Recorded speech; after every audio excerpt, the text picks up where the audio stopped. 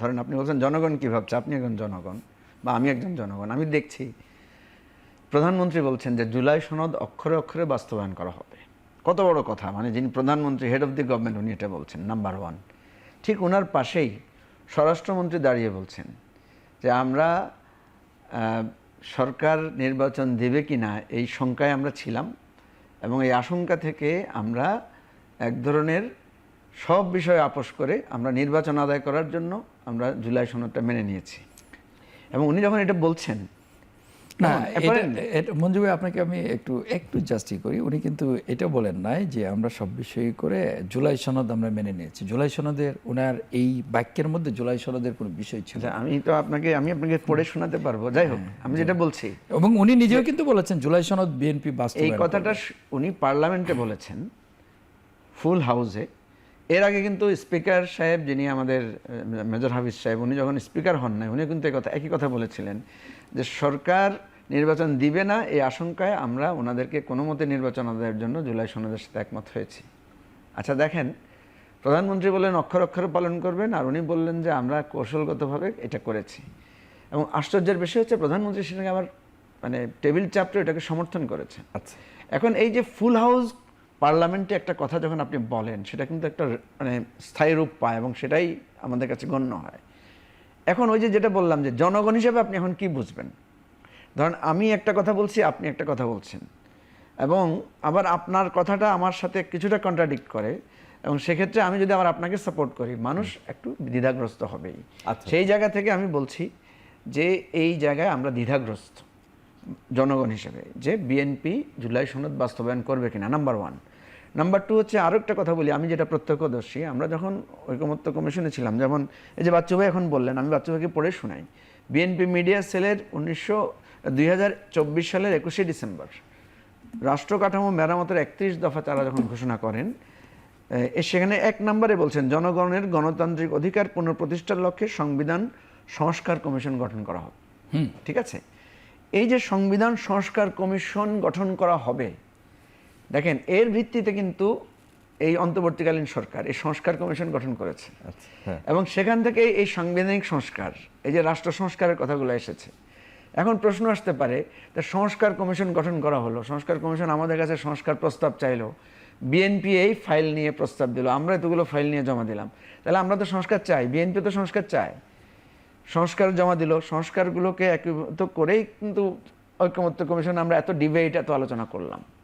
এখন যদি বিএনপি বলে যে সংস্কার না, আমরা সংশোধন চাই, ঠিক আছে, আমরা সংস্কারের কথা বলি নাই।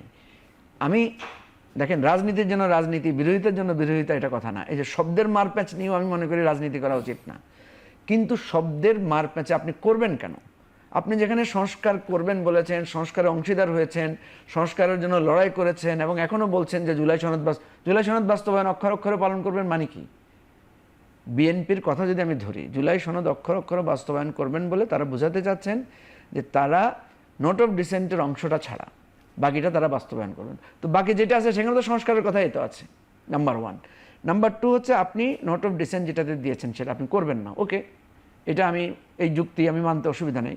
কিন্তু যখন ওই বিষয়গুলোকে নিয়ে একটা গণভোট হয়েছে, জনগণ যখন রায় দিয়েছে, দেখবেন গণভোটের যে 4টা প্রশ্ন, সেখানে 3টা প্রশ্নই আছে যে বিএনপি যেগুলোতে নোট অফ ডিসেন্ট দিয়েছে সেগুলো সম্পর্কে, নাম্বার ওয়ান। নাম্বার টু হচ্ছে বিএনপির ওই গণভোটের ব্যালটের উপরেই লেখা আছে রাষ্ট্রপতির সংবিধান আদেশ যেটা উনি দিয়েছেন, সে আদেশের ব্যাপারে আপনি একমত কিনা। এখন এই গণভোটের রায়ের তাইলে সমস্যা সমাধান কি হবে? ধরেন আপনার একটা মত, আমার একটা মত, ওনার একটা মত, এর উপরে যদি আমরা বলি না জনগণই সকল কিছুর ঊর্ধ্বে, জনগণ যা বলবে, আমরা আজকে বিএনপি ক্ষমতায় আছে, আমরা মেনে নিচ্ছি কেন? জনগণের রায়ের কারণে তো মেনে নিচ্ছে। তাহলে এই যে গণভোটের মাধ্যমে জনগণ রায় দিল যে আপার হাউসে আপনার সিটের ভিত্তিতে পিয়ারটা হবে, জনগণ রায় দিল তত্ত্বাবধায়ক সরকার ব্যবস্থাটা মানে বিএনপি নোট অফ ডিসেন্ট যেভাবে দিয়েছে সেভাবে নয়, যেটা লেখা আছে সেভাবে হবে। তৃতীয় হচ্ছে যে আপনার সাংবিধানিক যে সমস্ত প্রতিষ্ঠানগুলো আছে সেগুলোর নিয়ন্ত্রণটা আপনার নির্বাহী বিভাগের উপর থাকবে না, সেগুলো এক ধরনের কনসালটেশন ফর্ম একটা কমিটির মাধ্যমে হবে।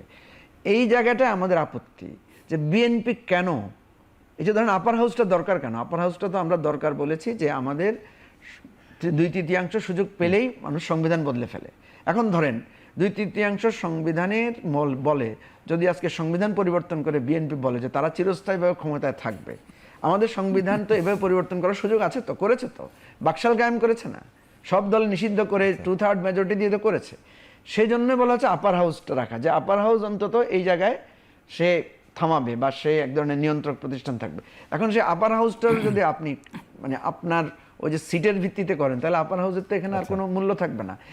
এই কথাটা আপনি গণভোটে দিয়ে তো আমরা পাশ করিয়েছি, এবং বিএনপিও কিন্তু ভিতরে ভিতরে যদিও অনেকের মানে অস্বস্তি ছিল না, কিন্তু ফাইনালি তো তারেক রহমান সাহেব গণভোটে হাঁয়ের জন্য ক্যাম্পেইন করেছেন। সবচেয়ে বড় কথা হচ্ছে ভোটের রেশিও যদি আমরা দেখি, বিএনপি পেয়েছে 52% আর হাঁ ভোট পেয়েছে প্রায় নিয়ার টু 70%। তার মানে বিএনপিকে যারা ভোট দিয়েছে তাদেরও একটা বিরাট অংশ তো এই হাঁয়ের পক্ষে ভোট দিয়েছে। তো এই সমস্ত বিবেচনায় আমি মনে করি এই কথার মারপ্যাচ সংস্কার না সংশোধনের না গিয়ে আমরা যদি এই ফান্ডামেন্টাল জায়গাটা সংস্কার করতে পারি, বিএনপির জন্য লাভ হবে। বিএনপি নিজে স্বৈরাচার হতে না পারার জন্য নিজেকেই চেক দেওয়া উচিত।